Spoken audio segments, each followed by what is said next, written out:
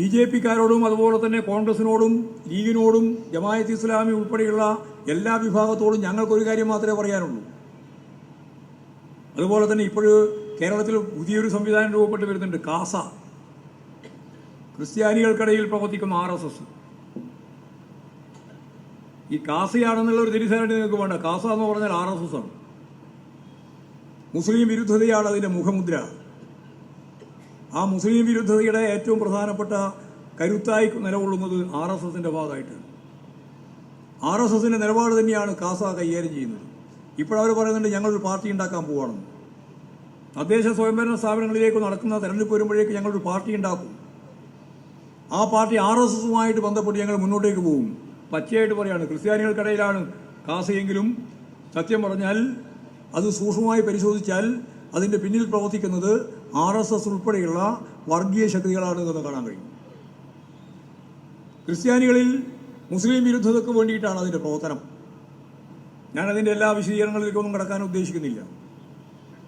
എല്ലാ വർഗീയ ശക്തികളും, അത് ഭൂരിപക്ഷ വർഗീയതയും ന്യൂനപക്ഷ വർഗീയതയും, എല്ലാ പിന്തിരിപ്പൻ സാമ്പത്തിക നിലപാടുകൾ സ്വീകരിക്കുന്ന പാർട്ടികളും എല്ലാം നമുക്കെതിരായിട്ട് ഒരു മഴവിൽ സഖ്യമുണ്ടാക്കി വെച്ചിരിക്കുകയാണ് കേരളത്തിൽ.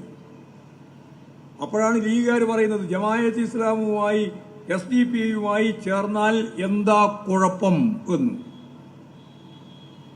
അങ്ങനെ ചോദിച്ചാൽ വളരെ വ്യക്തമാണല്ലോ, വരാൻ പോകുന്ന തദ്ദേശ സ്വയംഭരണ സ്ഥാപനങ്ങളിലേക്കുള്ള തെരഞ്ഞെടുപ്പിൽ അവർ ആർക്ക് വേണ്ടിയിട്ടാണ് നിലകൊള്ളാൻ പോകുന്നത്. CPIM-നെ എങ്ങനെയെങ്കിലും പരാജയപ്പെടുത്താൻ സാധിക്കുമോ എന്നുള്ള ലക്ഷ്യമാണ്. അതിൻ്റെ തുടർച്ചയായിട്ട് വരുന്ന അസംബ്ലി തെരഞ്ഞെടുപ്പിലും അവർക്ക് ജയിക്കാനാവുമോ എന്നുള്ള സംശയമാണ് അവർക്ക് ഉള്ളത്. അതുകൊണ്ട് ഇവരെല്ലാം ചേർന്ന് നിൽക്കുന്ന ഇന്നത്തെ ഈ കേരളീയ രാഷ്ട്രീയ പശ്ചാത്തലത്തിൽ ഞങ്ങളെ 24ാം സമ്മേളനത്തിൻ്റെ ഭാഗമായിട്ട് സംസ്ഥാന സമ്മേളനം അതിൻ്റെ പ്രവർത്തന റിപ്പോർട്ടിലും അതിൻ്റെ ഒപ്പം തന്നെ ഇനി വരാൻ പോകുന്ന കാലത്തിൻ്റെ മാറ്റത്തെ കുറിക്കുന്ന സഖാവ് പിണറായി തന്നെ അവതരിപ്പിച്ച നവകേരളത്തിൻ്റെ പുതുവഴികൾ എന്ന രേഖയിലും കൃത്യമായിട്ട് എന്താണ് പാർട്ടിയും പ്രസ്ഥാനവും ജനങ്ങളും ആഗ്രഹിക്കുന്നത് എന്ന് ചൂണ്ടിക്കാണിച്ചിട്ടുണ്ട്. ഞങ്ങളൊരു കാര്യം പറഞ്ഞു, കാസ ക്രിസ്ത്യാനികൾക്കിടയിലുള്ളൊരു വർഗീയവാദ പ്രസ്ഥാനമാണ്, പിന്നിൽ RSS ആണ്. വലിയ സ്വാധീനമുള്ളവരൊന്നുമല്ല, പക്ഷെ വളരെ വേഗം ജനങ്ങളുടെ ഇടയിൽ കയറി മുസ്ലിം വിരുദ്ധത പ്രചരിപ്പിക്കാൻ അവർക്കാവും. ആ മുസ്ലിം വിരുദ്ധത RSS പറയുന്നത് പോലെ ക്രിസ്ത്യാനികൾക്കിടയിൽ പ്രചരിപ്പിക്കുന്ന ഒരു വിഭാഗമാണ് കാസ. ജമാഅത്തെ ഇസ്ലാമി എന്ന് പറയുന്നത് വളരെ ന്യൂനപക്ഷമാണ്. SDP-I എന്ന് പറയുന്നതും വളരെ ചെറിയ ഒരു സംഘമാണ്. അതൊരു ഭീകരവാദ പ്രസ്ഥാനമാണ്. മറ്റൊന്ന് മതവാദ സിദ്ധാന്തമാണ്. എന്താണോ RSS പറയുന്നത്, ഹിന്ദു വർഗീയവാദത്തെ അടിസ്ഥാനപ്പെടുത്തി ഒരു മതരാഷ്ട്രം, ഹിന്ദു രാഷ്ട്രം, അതിൻ്റെ കൗണ്ടർ പോയിന്റാണ് യഥാർത്ഥത്തിൽ ജമാഅത്തെ ഇസ്ലാമി പറയുന്നത്. ഇസ്ലാം രാഷ്ട്രം, ലോകം മുഴുവൻ ഇസ്ലാമിക് രാഷ്ട്രമാവണം എന്നാണ് അവരുടെ വാദം. അതൊരു സാർവദേശീയ പ്രസ്ഥാനമാണ്. ആ രീതിയിൽ ഒരു ഭാഗത്ത് ഭൂരിപക്ഷ വർഗീയത, മറുഭാഗത്ത് ന്യൂനപക്ഷ വർഗീയതകൾ, ഞാൻ കാസ കൂടി ചേർത്തിട്ടാണ് പറയുന്നത്. ഇതിനെ രണ്ടിനെയും രണ്ടാക്കി നിർത്തി പൊതുവായിട്ട് അവർക്കൊരു യോജിപ്പുണ്ടാക്കി ഇടതുപക്ഷ ജനാധിപത്യ മുന്നണിയെ ദുർബലപ്പെടുത്താനാവുമെന്നാണ് അവർ കണക്കുകൂട്ടുന്നത്.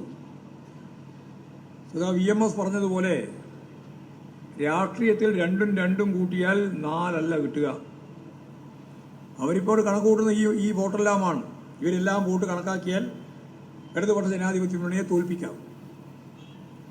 കഴിഞ്ഞ പാർലമെന്റ് തെരഞ്ഞെടുപ്പിന്റെ ഭാഗമായിട്ട് ഈ തെരഞ്ഞെടുപ്പിന്റെ എല്ലാം തൊട്ടു മുമ്പ് 17ാം ലോക്സഭാ തെരഞ്ഞെടുപ്പിന്റെ ഭാഗമായിട്ട് നമുക്ക് വലിയ സീറ്റ് അവർക്ക് ഭൂരിപക്ഷം ഉണ്ടായിരുന്നു എന്നാണ് അവരുടെ ധാരണ. അവരത് മറച്ചു വെച്ചില്ല. ഞങ്ങൾക്ക് 123 മണ്ഡലത്തിൽ ഭൂരിപക്ഷമുണ്ട് കഴിഞ്ഞ പ്രാവശ്യം. അപ്പോൾ പിണറായി വിജയൻ്റെ 5 കൊല്ലത്തെ ഭരണം അവസാനിച്ചാൽ പിന്നെ ആരാവണം മുഖ്യമന്ത്രി, ആരാവണം ഉപമുഖ്യമന്ത്രി, ആരാവണം മന്ത്രിമാർ, ആ മന്ത്രിമാരുടെ സ്റ്റാഫിൽ വരേണ്ടുന്ന IAS ഉദ്യോഗസ്ഥന്മാരുൾപ്പെടെ ആരാവണം എന്നവർ തീരുമാനിച്ചിട്ടുണ്ടായിരുന്നു കഴിഞ്ഞ തെരഞ്ഞെടുപ്പിൽ. ഈ തെരഞ്ഞെടുപ്പിലല്ല, കഴിഞ്ഞ തെരഞ്ഞെടുപ്പിൽ. അവർക്ക് ഉറപ്പാണ്. എന്താ കാര്യം? 5-8ഓളം കേന്ദ്ര ഏജൻസികൾ മുഴുവൻ കള്ളക്കടത്തിൻ്റെ പേരും പറഞ്ഞിട്ട് അന്വേഷണത്തിലാണ്. പിണറായിയുടെ കുടുംബം മുഴുവൻ പ്രതിക്കൂട്ടിൽ. വലിയ രീതിയിൽ ഇടതുപക്ഷത്തിനെതിരായിട്ട് പ്രചരണം മാധ്യമങ്ങളാകെ ഒരു മാധ്യമവും നമ്മുടെ ദേശാഭിമാനി അതുപോലെ കൈരളിയെല്ലാം ഒഴിച്ച് ബാക്കിയെല്ലാം നമുക്കെതിരെ വ്യാപകമായ പ്രചാരവേല. അതാ ഞാൻ പറഞ്ഞ അവരുടെ മന്ത്രിസഭ തന്നെ രൂപീകരിക്കുന്ന നിലയിലേക്ക് കാര്യങ്ങൾ തീരുമാനിച്ചെത്തി. 123 സീറ്റിൽ ഞങ്ങൾക്ക് ഭൂരിപക്ഷം ഉണ്ട് എന്നവർ കണ്ടു, സത്യമാണ്.